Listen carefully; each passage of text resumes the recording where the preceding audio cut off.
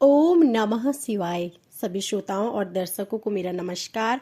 आप सभी का स्वागत है हमारे YouTube चैनल कहानी टॉकीज पर।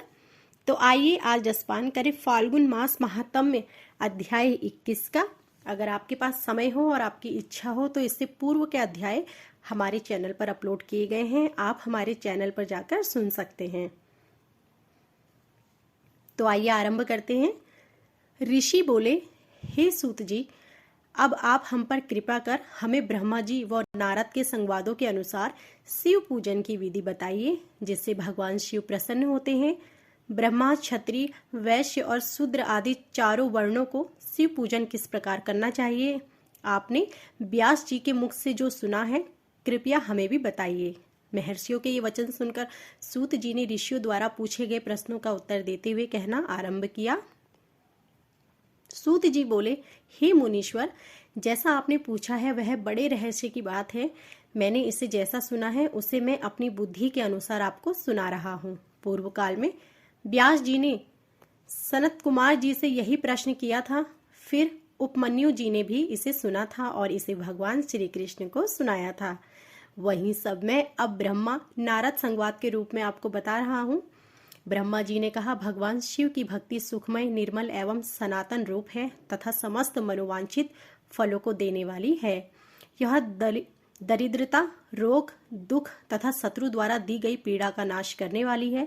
जब तक मनुष्य भगवान शिव का पूजन नहीं करता और उनकी शरण में नहीं जाता, तब तक ही उसे दरिद्रता, दुख, रोग और शत्रु जनित पीड़ा, ये चारों प्रकार के पाप दुखी करते हैं। भगवान शिव की पूजा करते ही ये दुख समाप्त हो जाते हैं और अक्षय सुखों की प्राप्ति होती है।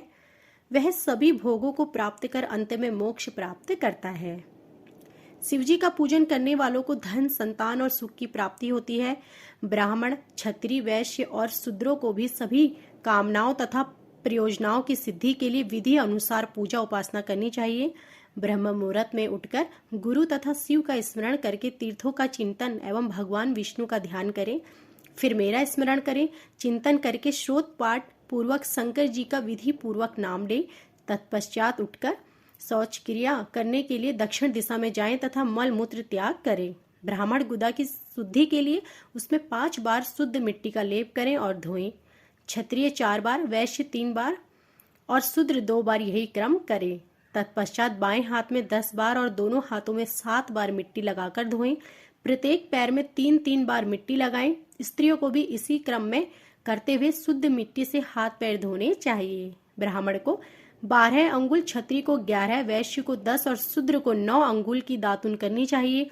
षष्ठी, अमावस्या, नवमी व्रत के दिन, सूर्यास्त के समय, रविवार और श्राद्ध के दिन दातुन न करें।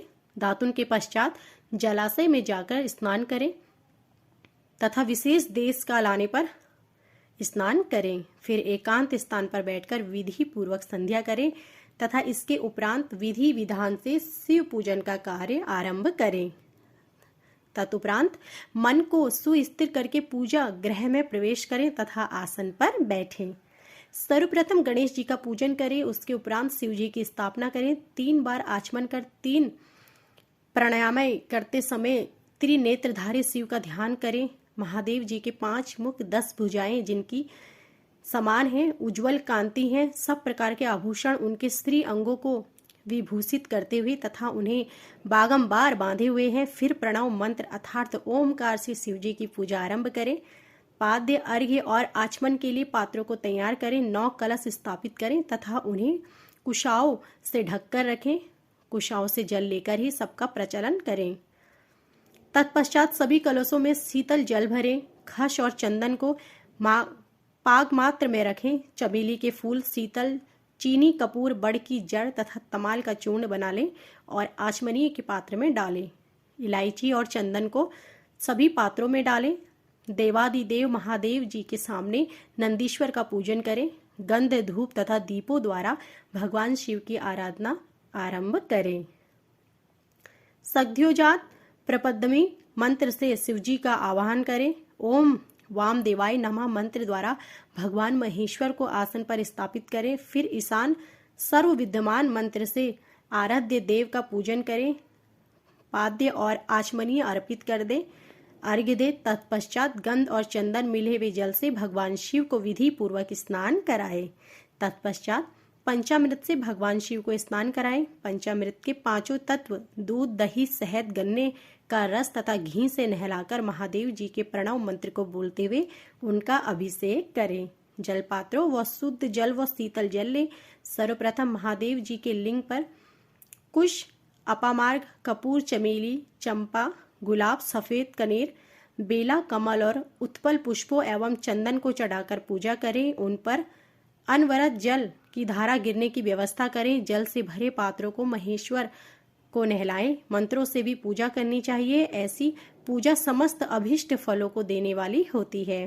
पावमान मंत्र, रुद्र मंत्र, नील रुद्र मंत्र, पुरुष सूक्त, श्री सूक्त, अथर्व शीर्ष मंत्र, शांति मंत्र, भारुंड मंत्र, स्तंत्र, साम मृत्युंजय मंत्र एवं पंचाक्षर मंत्रों से पूजन करें।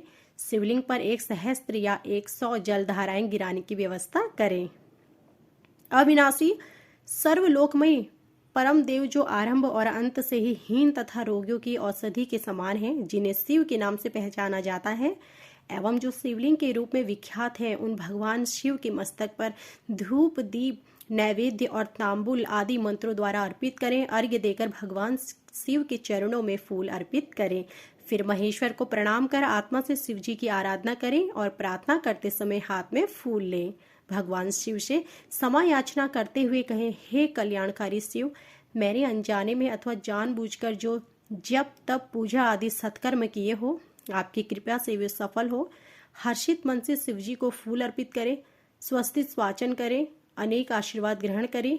भगवान शिव से प्रार्थना करें कि प्रत्येक जन्म में मेरी शिव में भक्ति हो तथा शिव ही मेरे शरणदाता हो। इस प्रकार परम भक्ति से उनका पूजन करें। फिर सपरिवार भगवान को नमस्कार करें। जो मनुष्य भक्ति पूर्वक प्रतिदिन भगवान शिव की पूजा करता है, उसे सब सिद्धियां प्राप्त होती हैं, उसे मनोवांछित फलों की प्राप्ति होती है, उसके सभी रोग, दुख, दर्द और कष्ट समाप्त हो जाते हैं। भगवान शिव की कृपा से उपासक का कल्याण होता है। भगवान शंकर की पूजा से मनुष्यों में सद्गुणों की वृद्धि होती है। यह सब जानकर नारद अत्यंत प्रसन्न होते हुए अपने पिता ब्रह्मा जी को धन्यवाद देते हुए बोले कि आपने मुझ पर कृपा कर मुझे शिव पूजन की अमृत विधि बताई है। शिव भक्ति समस्त भोग और मोक्ष को प्रदान करने वाली है। नारद जी बोले, ब्रह्मा जी, आप धन्य हैं क्योंकि आपने अपनी बुद्धि को शिव चरणों में लगा रखा है। कृपया कर इस आनंदमय शिव का वर्णन सविस्तार पुनः कीजिए।